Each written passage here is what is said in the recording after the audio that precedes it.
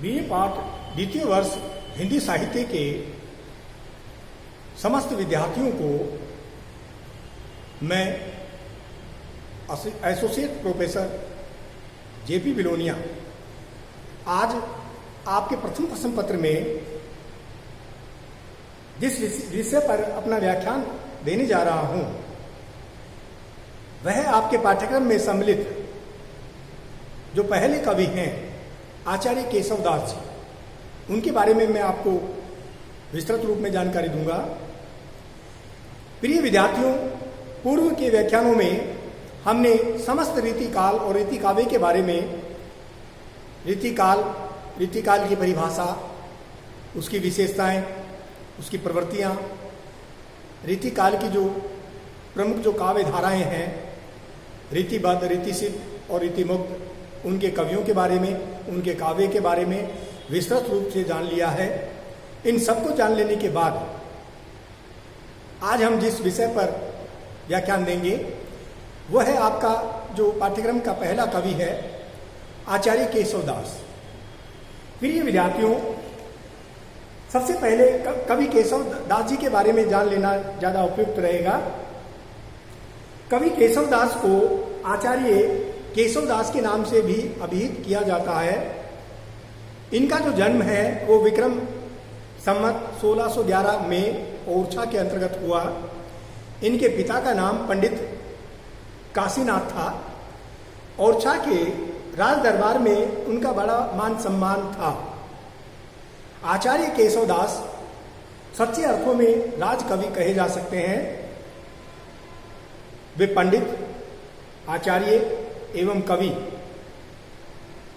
इन तीनों के गुण उनमें एक साथ विद्यमान थे। उन्हें सूर और तुलसी के बाद में काव्य का तीसरा बड़ा कवि माना जाता है। उन्हें कठिन काव्य का प्रेत भी कहा जाता है।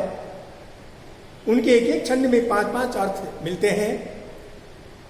केशव अलंकार को काव्य का सर्वस्व मानते हैं। उनकी 8 कृतियों को प्रामाणिक कृतियां माना जा सकता है, जिनके अंतर्गत सर्वप्रथम रसिक प्रिया को हम लेते हैं। विक्रम संवत 1628 में इन्होंने इसको लिखा। दूसरी जो कृति है रामचंद्रिका, संवत 1658 विक्रम में इन्होंने इसको लिखा। तीसरी जो कृति है नखशिख 1658 विक्रम में इनके द्वारा लिखी गई। चौथी जो कृति है उसका नाम है कवि प्रिया, इसको इन्होंने 1658 विक्रम में लिखा। पांचवी जो इनकी कृति है रतन बावनी 1658 से 1664 विक्रम में इसको लिखने का समय माना गया। छठी जो कृति है वीर सिंह देव चरित्र, ये 1664 विक्रम में लिखा गया। इसके बाद सातवीं जो इनकी कृति है विज्ञान गीता, ये 1667 विक्रम में लिखी गई। और आठवीं जो इनकी कृति है जहांगीर जस चंद्रिका, ये 1669 विक्रम में लिखा गया। एक कृति इनकी है छंदमाला, जो प्रामाणिक रूप में उपलब्ध नहीं है और नहीं उसकी कोई समय सीमा विद्वानों और इतिहास लेखकों के द्वारा इसमें निर्धारित नहीं किया गया। कवि केशवदास द्वारा रचित ये जो सारी जो कृतियां हैं वो वास्तव में अपनी जगह अनुपम है। और उनकी इस अनुपम होने की एक वजह है केशवदास का आचार्य होना, पंडित होना, कवि होना और संपूर्ण विषयों के जानकार होना। यहां हम केशवदास की जो प्रसिद्धि है वो मुख्यतः रामचंद्रिका, कवि प्रिया और रसिक प्रिया, इन तीनों कृतियों से ही उन्हें प्राप्त हुई। और प्रचलित सूक्तियों में जो स्थान केशव को प्राप्त है वो अन्य और किसी कवि को प्राप्त नहीं हो सकता। अतः हमारे साहित्य में जो केशव को स्थान प्राप्त है उसके बारे में साहित्य में भी कहा गया है कि सूर सूर तुलसी शशि उद्गण केशवदास, अब के कवि खद्योत सब, जह तह करत प्रकाश। कविता करता 3 है तुलसी केशव सूर, कविता खेती इन लुनी। लुनी का मतलब होता है लावनी करना। शीला भिनत मधुर, सुंदर पद कवि गंग के उपमा को वरवीर, केशव अर्थ गंभीरता सूर तीन गुण धीर। यानी इतनी बड़ी बात आचार्य केशव दास के लिए हमारे साहित्य के अंतर्गत यहाँ कही गई है कि सूर सूर तुलसी शशि वो उडुगण केशव दास, यानी ये उनको उडगुण बताया गया। और इनके इस काव्य का एक जीता जागता प्रमाण कि इनके काव्य के अंतर्गत यहाँ जो रावण संवाद जो लिया गया है, ये उसके अभिनेता के गुणों से वह ओतप्रोत हमें दिखाई देता है। और केशव के संवादों में जहाँ नाटकीयता है, वहाँ वे राजनीतिक दावपेच अथवा कूटनीति से भी भरे हुए हैं। केशव दास ने अपने काव्य में पात्रों के ही अनुकूल मनोभावों की व्यंजना की है। और केशव के संवादों में वस्तु ध्वनि एवं अलंकार ध्वनि का जो सौंदर्य है वह पद पद पर हमें दृष्टिगोचर होता हुआ दिखाई दे जाता है।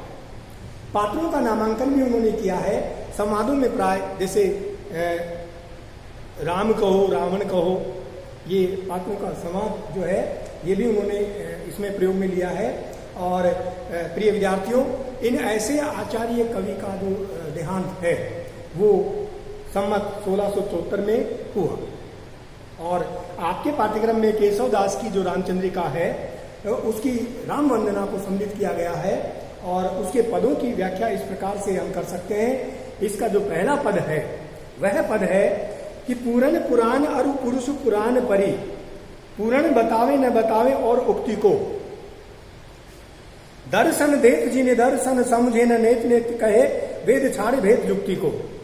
जानी है केशवदास अनुदीन राम राम रटत रहत न डरत पुनरुक्ति को, रूप देही अणिमाही गुण देही गरिमाही, नाम देही महिमाही भक्ति देही मुक्ति को। अब यहाँ जो कवि केशवदास हैं, इनके इन पदों के अंतर्गत हम यहाँ तारतम्यता का या गेयता का गुण भी यहाँ देख सकते हैं। और इन पदों में उन्होंने यमक और जिसको हम कहेंगे यमक के अलावा इन्होंने अपने काव्य के अंतर्गत यहाँ अनुप्रास अलंकार का भी यहाँ प्रयोग किया है। प्रिय विद्यार्थियों, इसका जो अर्थ होगा वो इस तरह से होगा कि राम वंदना शीर्षक से लिया गया जो ये पद है, इसमें ईश्वर की अनिर्वचनीयता का, कि उसका जितना भी हम वर्णन करें वो अवर्णनीय है, क्योंकि वो अनादि है, अनंत है। और उनकी इस महिमा का बखान करना हर किसी के बस की बात नहीं है। इसलिए अपने श्री राम की राम वंदना करते हुए कवि जो केशवदास हैं वो ये कहते हैं, अति भक्ति के भाव से श्री राम को अनादि अनंत परमात्मा कहकर उनकी महत्ता का प्रतिपादन उन्होंने अपने इस पद में किया। श्री राम की महिमा अवर्णनीय अवर्णनीय अवर्णनीय है। कवि केशवदास बताते हैं वे सब पर कृपा करने वाले हैं। उनके लिए सभी पुराण तथा आप पुरुष प्रभु श्री राम को पूर्ण ब्रह्म बताते हैं। और वही बात ये अपने पद के अंतर्गत यहाँ अव्यक्त करना चाह रहे हैं कि पूर्ण पुराण और पुरुष पुराण परि, कि उन्हीं प्रभु श्री राम को हमारे जो पुराने से पुराने जो वेद और जो शास्त्र हैं, अर्थात हमारे पुराणों के अंतर्गत भी उन्हीं प्रभु श्री राम को यहाँ पुरुष पुराण बताया गया, आप पुरुष बताया गया है। और पूर्ण बतावे न बतावे और उक्ति को, यानी उन्हें ही केवल पूर्ण पुरुष बताया गया है। और किसी उक्ति के बारे में हमारे इन वेदों और पुराणों में यहाँ जिक्र नहीं किया जाता। आगे वो कह रहे हैं, दर्शन देत जिन्हें दर्शन समझे न नेति कहे वेद छाड़ी भेद युक्ति को। यानी वो आगे कहते हैं कि श्री राम के इस रूप को हमारे जो दर्शन हैं, दर्शन शास्त्र है, ये जैसे योग है, वेदांत है, दर्शन शास्त्र है, ये भी यहाँ नेति नेति कह करके छोड़ देते हैं। और यहाँ नेति नेति कह करके ही उनको इसमें छोड़ दिया जाता है। नेति नेति का मतलब होता है ऐसा नहीं है, ऐसा नहीं है। और यहाँ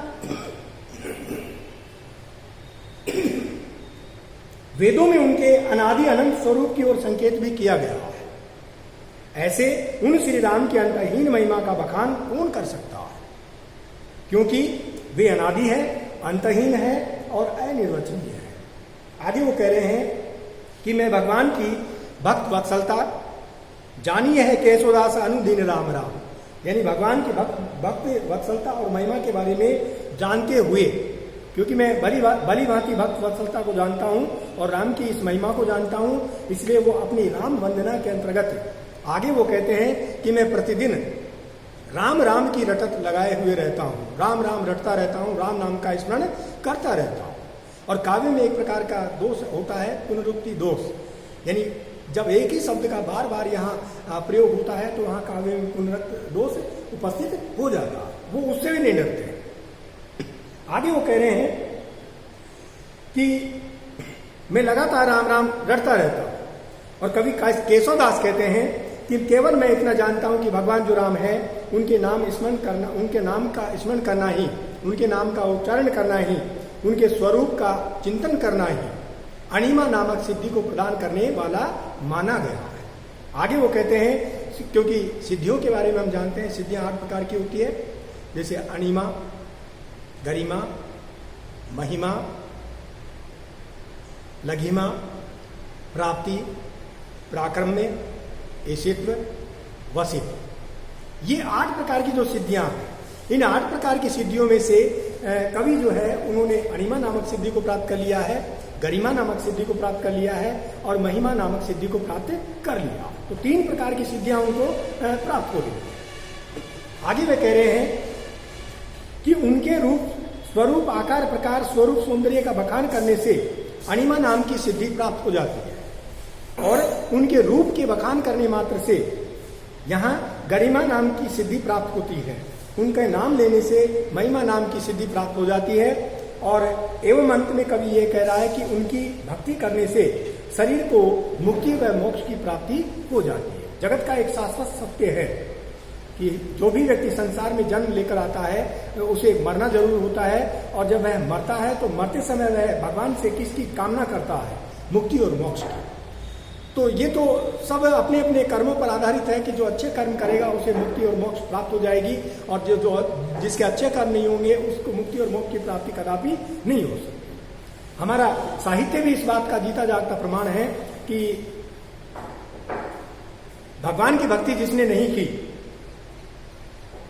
और उस ऐसे जिसकी जो प्रकृति थी, जीवन शैली थी, आचार विचार और व्यवहार था, वो बिल्कुल एक दुष्ट और पापी मनुष्य के समान था। और इसको आप अच्छी तरह से जानते हैं। भक्त जो यानी नारायण जो नाम था वो किसका था? दुष्ट दुजामिल, दुष्ट अजामिल। अजामिल जो था वो दुष्ट था और उसके एक पुत्र पैदा हुआ और उसने अज्ञानतावश अपने पुत्र का नाम क्या रख दिया? नारायण। जीवन भर वह विषय वासनाओं, भोग लिप्साओं और अत्यधिक धन प्राप्ति की लिप्साओं में लगा रहा और उसे भगवान की भक्ति करने का समय नहीं मिला।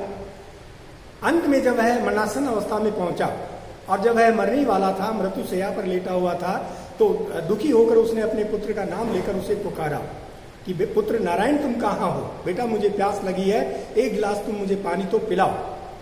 तो देखिए, वास्तविक जो उसका पुत्र था नारायण, उसने तो उसके इस मुंह से निकली हुई नाम की शब्द ध्वनि को नहीं सुना। और जहां स्वर्ग में बैठे हुए जो श्री हरि है, साक्षात उन श्री हरि के द्वारा इस नारायण शब्द को अपने कानों में सुन लिया गया। उन्होंने तत्काल, क्योंकि वो आराम से शेषनाग की फन के नीचे आराम फरमा रहे थे, आराम से वो उठे और अपनी पत्नी से कहा कि भाई संसार लोक से मेरा कोई भक्त है जो मुझे पुकार रहा है और शायद वो दुखी है। तो वहां से उठ करके और सीधे सांसारिक लोक में विराजमान हो गए। कहाँ? जहां अजामिल लेटा हुआ था। तो अजामिल के लेटे हुए के जस्ट बिल्कुल उसके सामने ही वो आकर के खड़े हो गए। और जब अजामिल की नेत्र दृष्टि उनके स्वरूप पर पड़ी तो भक्त अजामिल जो था वो दुष्ट अजामिल से क्या बन गया? भक्त अजामिल बन गया। और उसने भी अपने दोनों हाथ उठा करके और उनको हाथ जोड़ करके और उनसे माफी और क्षमा याचना मांगी कि हे भगवान, मैं जीवन पर्यंत आपके नाम का स्मरण नहीं कर पाया, आपकी भक्ति नहीं कर पाया, और अब तो मुझे आप मुक्ति और मोक्ष प्रदान कर दीजिए। तो पुत्र का नाम नारायण था, उसके कारण एक बार के नाम स्मरण कर लेने मात्र से ही उस अजामिल को, जो दुष्ट था, पापी, नीच था, उसे यहाँ मुक्ति और मोक्ष की प्राप्ति हो गई। इसका एक स्पष्ट उदाहरण हम किसको मानते हैं? कवि तुलसीदास को। क्योंकि संसार का ऐसा कोई विरला व्यक्ति नहीं होगा जो स्वयं अपने आप को पापी, नीच और दुष्ट व्यक्ति कहता होगा। ऐसा किसने कहा? कवि तुलसीदास ने। कवि तुलसीदास कहते हैं कि हे प्रभु श्री राम, मैं ही संसार का सबसे पापी, नीच और दुष्ट व्यक्ति हूं, अतः मुझे आप पापी, नीच और दुष्ट व्यक्ति मान करके आप मेरा उद्धार कर दीजिए। यानी यहाँ तो सांसारिक जो लोग हैं वो सांसारिक लोग यहाँ इस तरह की बातें करते हैं कि भाई जैसे हम कहते हैं कि जो मन खोजा आपना तो मुझसे बुरा ना करो। इस प्रवृत्ति पर यहाँ कोई नहीं सोचना चाहता। सबसे पहले वह किस प्रवृत्ति पर ज्यादा अपना ध्यान केंद्रित करेगा कि दूसरा व्यक्ति कितना बुरा है। इससे पहले उसको यह सोचना चाहिए कि मैं कितना बुरा हूं। अपनी अंतरात्मा में झांक कर उसे देखना चाहिए कि मुझ में कौन कौन सी बुराइयां व्याप्त है। यहां उनके गुणों का गुणगान करने से गरिमा नाम की सिद्धि प्राप्त होती है और उनके नाम लेने से महिमा नामक सिद्धि प्राप्त होती है। एवं अंत में कवि कह रहा है कि भक्ति करने से शरीर को मुक्ति और मोक्ष की प्राप्ति भी होती है।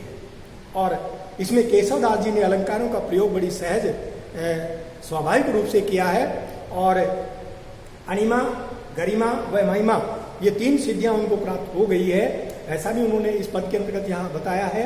और इस पद में यमक, दर्शन, दर्शन जो 2 बार जो शब्द आया है उसमें यमक अलंकार का प्रयोग मिलता है।